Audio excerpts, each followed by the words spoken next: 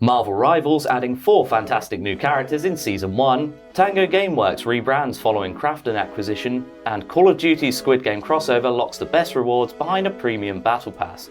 All this coming up on the TripleJump News. Hi, I'm James. And I'm Fraser. Hello, yeah, we've got a brand new switcheroo. Mixing things up for the first week of January, James. Honestly, yeah, that's it. Forget about the other guys. Who are they? We're taking over now. Yeah, that's right. And we've nixed the cover on this table as well. Nice shiny table. Nice shiny table. Yeah, new year, new your table. Exactly. Sure. Yeah, spot on there. Well, how are you doing? Happy New Year. I'm having a great New Year so far, James. Excellent, I'm buzzing. yeah. I've been playing lots of new video games. It's Sick. Christmas. It's the Christmas period. Sick. And one game that has been non-stop for me is Marvel Rivals. Yep, you've been fully hooked in. Oh, there's been so much hype. I've had it on my Steam Deck, and Nice, it's just been nice, that's good. my go-to. Yeah. Jump in, have a game. Yeah. Spot on. I'm very excited about what's upcoming. Man. It's taken the world by storm. And speaking of storm, no, that's the wrong person. Speaking of elements, like a fiery thing, for example, well, Marvel Rivals will welcome its first new characters to the hit hero shooter, as the developer NetEase have revealed a Fantastic Four are joining Season 1. Do you like how we teased it a little we bit? teased it. Yeah, 4 fantastic characters. You get us. It's not clickbait if the words are in there in a slightly different order. Exactly, definitely. Of course, the Human Torch, the Thing, Mr. Fantastic, and the Invisible Woman. I forgot that was her official title, her hero title. The Invisible Woman. I'm quite excited to see how these characters play out in the game, because you've got so many different possibilities. You could have a tank character, you can have one that flies, kind of like the Spider-Man character in there. I'm really intrigued to see Mr. Fantastic in there. It's going to be wild, isn't it? Yeah, just super stretchy. It sounds like a nightmare for the developers, but they're already, sorting it out. Like, most people would not want that sort of effect in their game. That would, it's a feature, not a bug. What amazed me about the game so far, I don't know if you've played much of it. I've not played any of it. I'm not very experienced with Overwatch or anything like that. Neither am I. I'm not a big Overwatch guy. I'm really enjoying the Marvel Rivals aspect of being like, I know these heroes. I know what they should be able to do. It's a perfect translation, isn't it? Exactly. And the Doctor Strange character in there, they have these portals that you can jump through. And it's amazing that they can do that online and it actually works. Okay. Which makes me really intrigued to see how these characters play, because of the expectation going in. With Overwatch, it could be like this random character they've come up with and I have no clue how they're meant to play. With these guys, I know how they should feel. You're starting with a baseline, and it's like, it's the classic meme. It's like, it really feels like you're playing as Spider-Man or Batman or obviously not Batman. That would be a hell of a crossover. That'd be a big crossover. That would be interesting. We'll save that for Fortnite. Oh my days. But yes, they're going to join an already packed roster of Marvel heroes. The trailer's due out on January the 6th at 8 a.m. PST.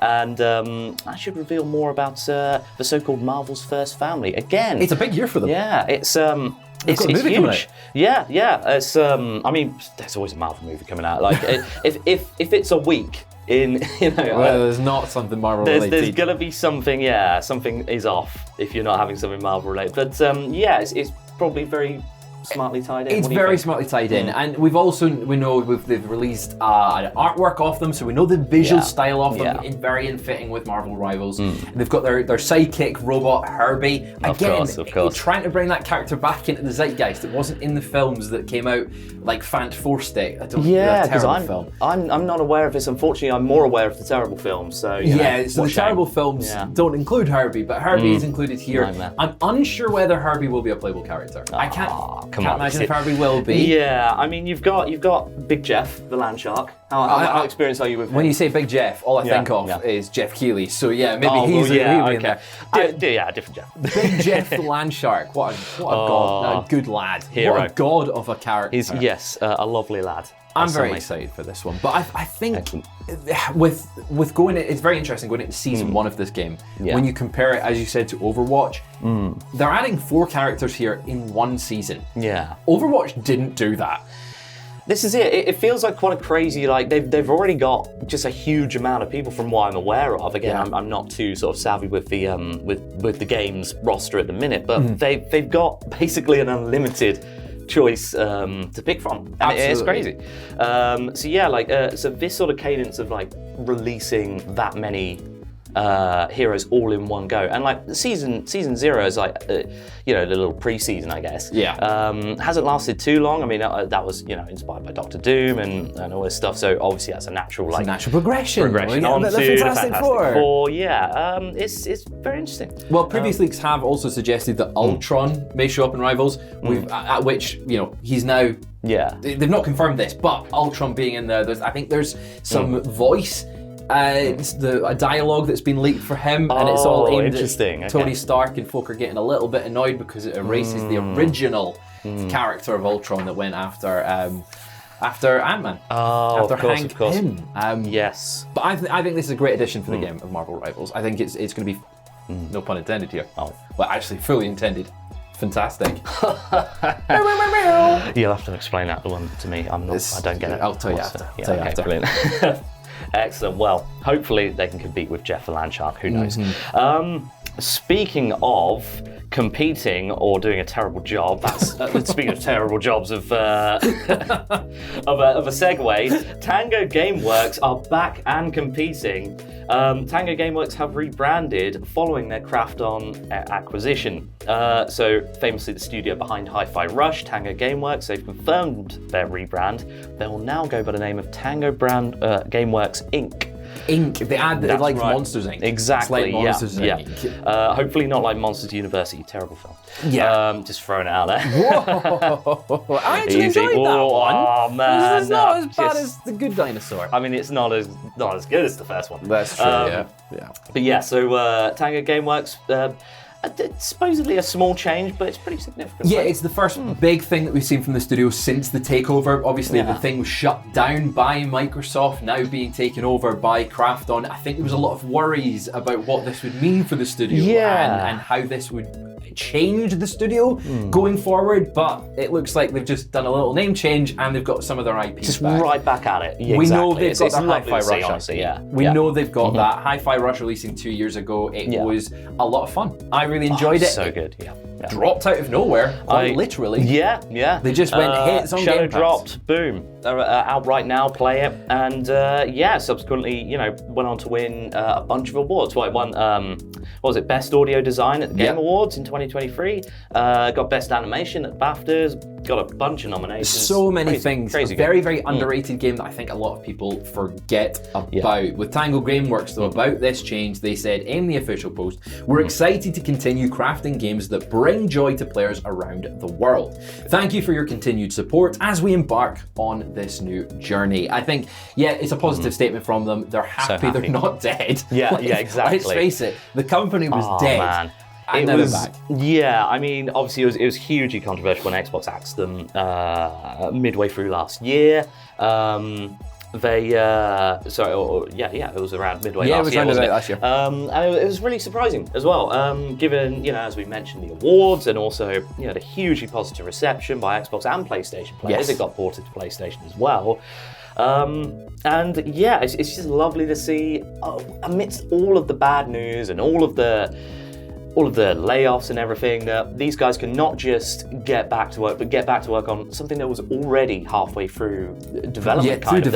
And it's quite nice to see that they don't have to change their name. They get to keep their name. It's sort of that brand identity that if it wouldn't feel the same if they were at a different company called something else. It's still Tango Gameworks, but it's not really. Exactly. But it's Tango Gameworks Inc. Really does help. Couple big questions though going forward about what they're working on. The franchises that they're best known for is, of course, the Evil Within. They did Evil Within 1, Evil Within 2.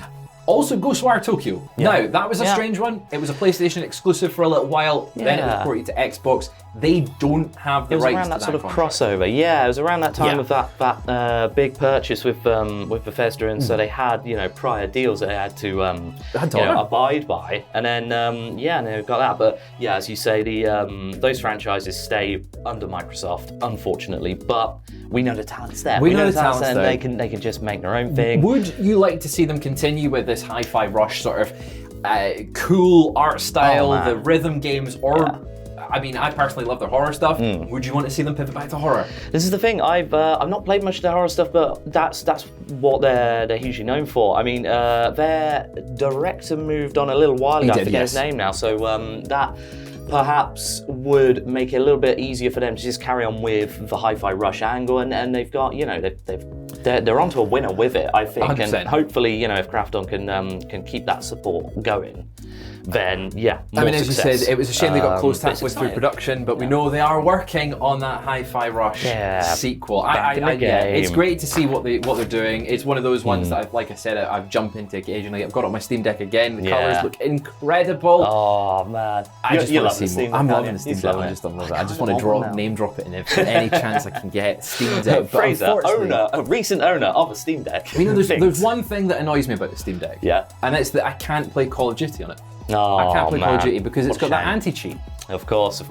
Can't play it. Well, I mean, hopefully on other platforms you'll be able to play Call of Duty's new Squid Game crossover. But unfortunately, Call of Duty Squid Game crossover locks the best rewards behind the premium battle pass. So there's a bit of controversy there. Controversy with Call of Duty. Sprinkling of controversy. Who could have seen it coming? Hey, right.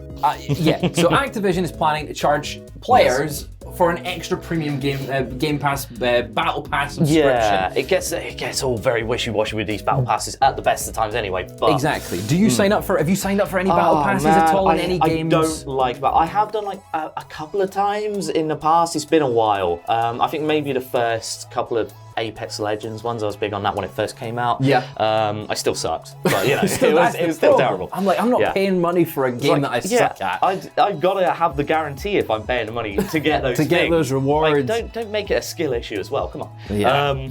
But yes, it's. What about you? Are you a big sort of battle pass guy? So Depends. I'm not. Sort of thing. There's some things that really intrigue me. For this one particularly, I've just finished binging Squid Game Season 2. We binged it in an entire day. It was fantastic. I still need to get so on a that. lot of things in this. Season I'm 1 fantastic. Season 1, chef's kiss.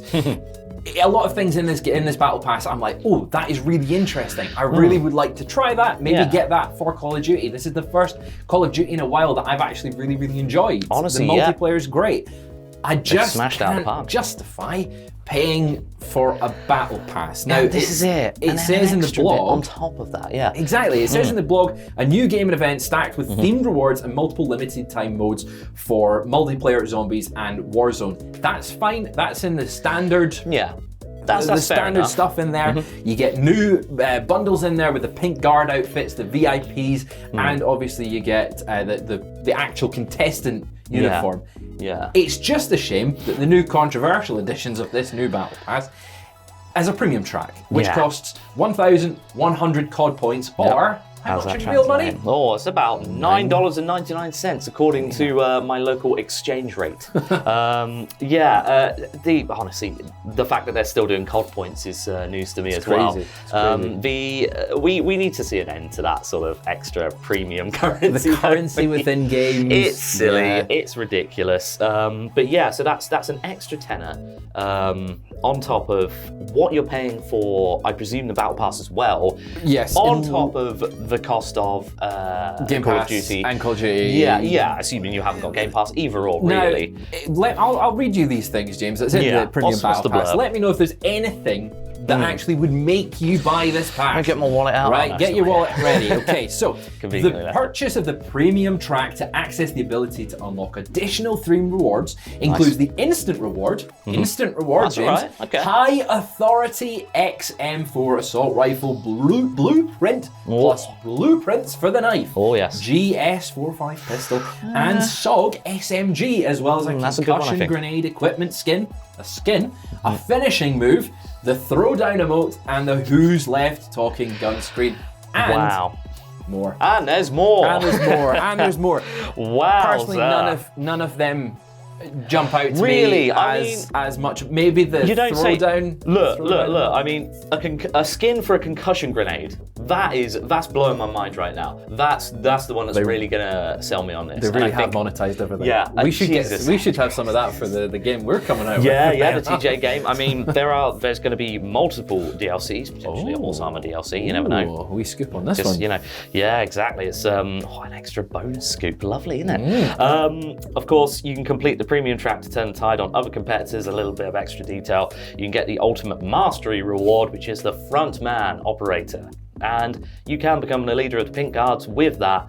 Deploy as a ruthless administrator of the Squid Game and take your team to victory. So says the Yes. Now, the this release. is the first time there's been a separate premium battle pass for a season event. This is a special event time with Squid Game. This is the first time we're seeing it with this style. I hope it doesn't sell well. Don't buy it, because it'll make just this a new encourage them to do more. It's constantly they're pushing the boat on more ways to just screw you out of money with a low value proposition. Cash it's really bad. So yeah, obviously the community is less than happy. They're already a little bit like, and this is a shame because, like, as you said, it's one of the best Call of Duties in years.